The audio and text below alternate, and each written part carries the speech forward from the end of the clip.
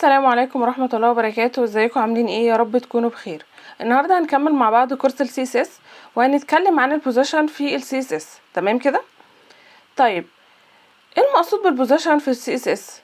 بوزيشن يعني مكان، يعني احنا بنتحكم في المكان بتاع الاليمنت في ال HTML باستخدام السي اس اس. تمام كده؟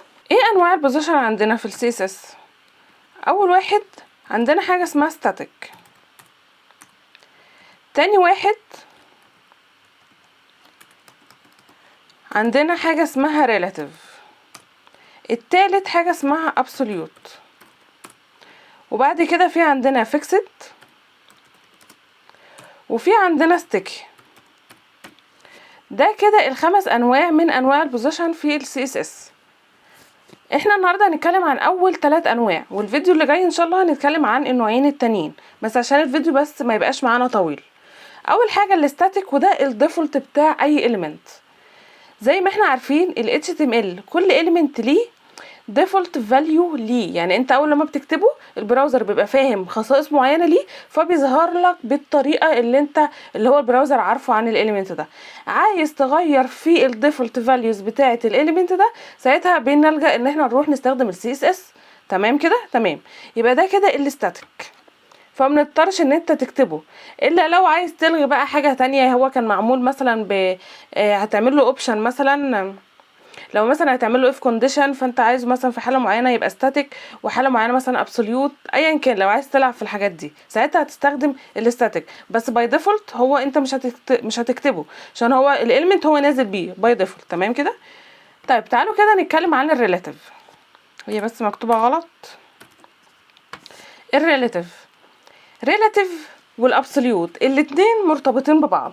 احنا عارفين ان احنا بنشبه ال HTML عندنا اكنها فايل وورد.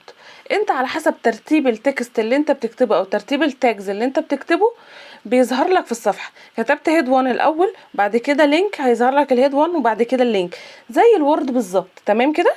تمام.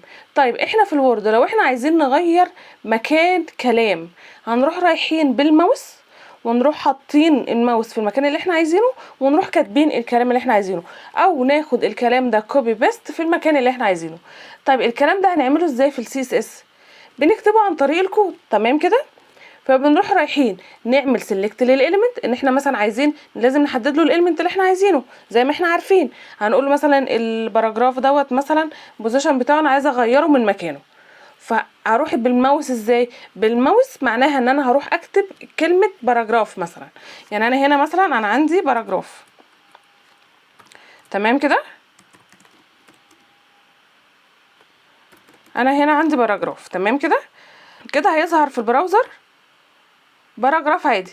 انا بقى عايزه امسكه واغيره، هروح رايحه في السي اس اس واروح قايله له باراجراف. كده فتحناه. كده انا مسكنا الماوس في الوورد. تمام كده؟ انا عايزه دلوقتي اغير ايه؟ اغير البوزيشن. يبقى انا هكتب له هنا بوزيشن طبيعي. تمام كده؟ طيب انا عايزه اعمل ايه دلوقتي؟ احنا عندنا حاجه اسمها ريلاتيف وفي عندنا حاجه اسمها ابسوليوت. تعالوا كده نروح نشوف الابسوليوت. انا اروح رايحه هنا واقول له ابسوليوت. تمام كده؟ تعالوا كده نروح نشوف هيحصل له حاجه. ما حصلوش اي حاجه، ولا اتغير ولا حصل له اي حاجه في اي حاجه. تمام؟ طيب ليه ما اتغيرش؟ عشان انت بتقول له ابسوليوت، يعني حاجه كده في المطلق، يعني اللي هو انت غير لي الباراجراف دوت. طب انا لازم احدد له انت هتحطه فين. مش احنا بناخد الماوس بتاع الوورد بنحطه بناخد المكان او اللينك، او بناخد الماوس وناخد الكلام اللي احنا عايزينه كوبي ونوديه في المكان التاني. طب احنا هنوديه ازاي؟ ان انا لازم اقول له فين ابعاده من الصفحه. يعني هقول له مثلا التوب، لازم تحدد له مثلا توب هنقول مثلا 30 بكسل. تمام كده؟ او 30% ايا كان. لازم تحدد له قيمه من فوق او من تحت، وقيمه من اليمين او من الشمال. تمام كده؟ يعني على الاقل قيمتين.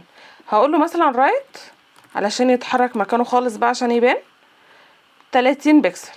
بصوا اتنقل خالص، كان الاول هنا وبعد كده بقى هنا. يبقى انا كده غيرت المكان بتاعه اللي هو الابسوليوت. طب امتى بنلجأ للابسوليوت دوت؟ الابسوليوت دوت بنلجأ له لما بنبقى عايزين ان احنا الاليمنت الطبيعي عايزين نغير مكانه الطبيعي، احنا عايزين نشقلب الاليمنت ده. يعني احنا مش عايزينه يبقى في المكان الطبيعي، يعني مش مارجن عادي، مش بادنج عادي، لا انا عايزاه. شفتوا زي ما انا عملت كده، احنا من الشمال عملناه اليمين مثلا ايا كان. تمام كده. يعني انت كده الابسوليوت بتستخدمه لما تبقى عايز تغير مكان من الاليمنت، تغير المكان بتاع الاليمنت خالص. تمام كده. تمام. طب هنا هو حسب لي ال 30 بكسل من فوق وحسب لي ال 30 بكسل من اليمين على اساس ايه؟ على اساس البيرنت بتاعه. طيب يعني ايه البيرنت بتاعه؟ يعني انا دلوقتي في ال HTML انا عندي هنا الباراجراف، البيرنت بتاعه ايه؟ البادي. يعني بصوا ده باراجراف، ده البادي وجواه الباراجراف، يبقى ده كده البيرنت بتاعه. يبقى هو لما يحسب لي الابعاد بتاعته زي ما انا كاتباها له هنا، اللي هو التوب والرايت، هيحسبها لي من البيرنت، يعني من الشاشه، عشان هو اوريدي خلاص هو البيرنت بتاعه بادي. طيب تعالوا كده لو غيرنا وعملنا مثلا ديف ونقلنا الباراجراف ده جوه الديف. تمام كده. والديف ده ادينا له ابعاد محدده، يعني الديف هنقول له الويتس بتاعك مثلا 500 بكسل، الهايت بتاعك 500 بكسل، هنقول له مثلا بوردر عشان يبان لنا بس ابعاده 1 بكسل سوليد ريد. تعالوا كده نروح نشوف.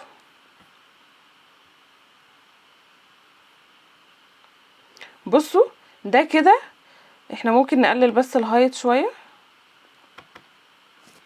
هنخليه مثلا 300. تمام. تمام. ده كده الديف اللي انا عاملاه. طب انت بتقولي لي ان انا الباراجراف دلوقتي بيتحرك بابعاد الاليمنت البيرنت بتاعه. طب ما انا خلاص، طب ما انا نقلت اهو الباراجراف جوه البيرنت بتاعه. اوكي، بس انت لازم تعرف له ان دوت ابعادك بالنسبه للبيرنت ده. هعرفها له ازاي؟ ان انا اروح اقول له الديف بتاعك البوزيشن بتاعك ريلاتيف. ساعتها دلوقتي هلاقي ان الباراجراف خد 30 بكسل من فوق و30 بكسل من اليمين بالنسبه للديف. تعالوا كده نروح نشوف اهو، نقلني من فوق ومن اليمين بالنسبه للديف ده، للبيرنت بتاعه، مش للصفحه ككل. يبقى انت دلوقتي عشان تستخدم ابسوليوت للاليمنت معين لازم تشوف البيرنت بتاعه ايه، علشان هو هيتحرك لك بالنسبه للبيرنت. هو باي ديفولت الابسوليوت بيبقى للبيرنت بتاعه اللي هو البادي. تمام. انت عايز تظبطه مثلا ان هو يتحرك جوه اليمنت معين غير البادي دوت، ساعتها بتروح حاطه جوه البيرنت بتاعه وتعرف البيرنت ان انت بوزيشن ريلاتيف، فيبقى الباراجراف مثلا او الاليمنت اللي انت عايز تحركه هياخد بوزيشن ابسوليوت، فهو هيعرف ان هو ابسوليوت بس بالنسبه للبيرنت اللي انت محدده له. تمام كده. هو الموضوع سهل وبسيط، بس انت بس هيبقى عايز بس تركيز منكم ان هو ابسوليوت. هو ابسوليوت بالنسبه لايه؟ فلازم تحدد له هو ابسوليوت بالنسبه لايه. بنحددها له ازاي؟ اولا لازم يبقى البيرنت بتاعه، عشان هو مش هيتحرك في اي حته، هو لازم يبقى البيرنت بتاعه. طب علشان تعرفوا ان انت حدودك البيرنت بتاعه، لازم تدي للبيرنت بتاعه بوزيشن ريلاتيف، والاليمنت اللي انت عايز تحركه ساعتها بتديله بوزيشن ابسوليوت. وعلشان تديله بوزيشن ابسوليوت لازم بتديله قيمتين، يا قيمه توب او بوتوم او قيمه رايت او ليفت، علشان يعرف يتحرك على الواي اكسس او الاكس اكسس. تمام كده.